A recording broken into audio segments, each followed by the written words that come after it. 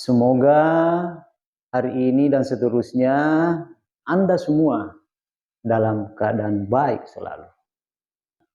Selamat datang di channel ini.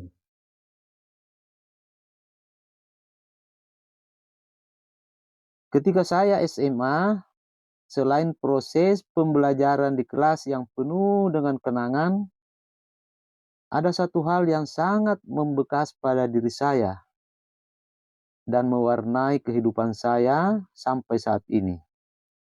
Di mana ketika itu saya sudah kelas 3 SMA, jurusan IPS. Waktu itu guru yang seharusnya mengajar tidak masuk, sehingga kami dan teman-teman memilih untuk bercengkerama di luar kelas. Namun tak lama kemudian tiba-tiba ada pemberitahuan bahwa segera akan dilakukan sweeping rambut. Kami semua segera bergegas masuk kelas dengan penuh rasa was-was. Dari kejauhan kami melihat guru olahraga kami yang dikenal sangat galak yang ditugaskan oleh kepala sekolah untuk melakukan sweeping rambut tidak lama lagi akan tiba di kelas kami. Di tengah perasaan yang diliputi kekhawatiran, teman sekelas saya yang juga sahabat karib saya yang tempat duduknya pas di belakang saya tiba-tiba membisiki saya, "Kamu baca terus berulang-ulang ayat ini.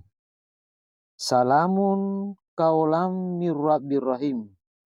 Waktu itu saya juga belum tahu arti ayat itu, tapi saya ikuti saja permintaan teman saya itu. Akhirnya guru yang melakukan sweeping itu tiba di kelas kami dan mengamati kami satu persatu, dan mulailah ada yang terkena hukuman. Rambutnya digunting tidak karuan. Hukuman tidak semestinya seperti itu. Saya berdua, teman saya itu terus membaca ayat itu dalam hati.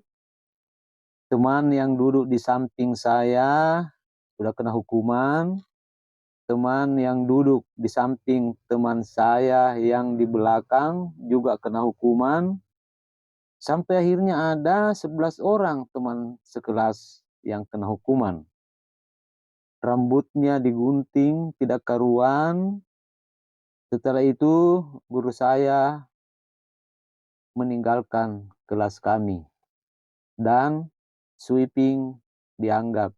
Berdua dengan teman saya tadi itu akhirnya tercengang sambil bertatapan dan bersyukur karena tidak menyangka saya berdua bisa lolos dari hukuman. Padahal saat itu rambut saya lah berdua dengan teman saya itu yang paling panjang di kelas kami itu. Tetapi alhamdulillah saya bisa lolos dari hukuman itu yang memang kami anggap sebagai hukuman yang tidak semestinya dilakukan seperti itu. Itulah mungkin sehingga Tuhan menghindarkan saya berdua dari hukuman yang tidak semestinya dilakukan seperti itu. Yang jelas semuanya pasti Tuhan yang punya kehendak. Saya hanya berserah diri sambil membaca terus dalam hati, salamun kaulam mir rabbir rahim. Yang jelas semuanya pasti Tuhan yang punya kehendak. Apakah Tuhan mau melindungi atau tidak? Ataukah Tuhan mau membiarkan seseorang kena hukuman atau tidak? Pasti Tuhan semua yang punya kehendak. Saya hanya berserah diri sambil membaca terus dalam hati pada waktu itu. Bismillahirrahmanirrahim. Salamun kaulam mir rabbir rahim. Salamun kaulam mir rabbir rahim. Salamun kaulam mir rabbir rahim. Dan bacaan ini terus melekat dalam hati saya sampai saat ini, yaitu Al-Quran Surat Yasin ayat 58. Saya yakin sebagian besar dari Anda semua tahu dan paham tentang ayat ini. Insya Allah.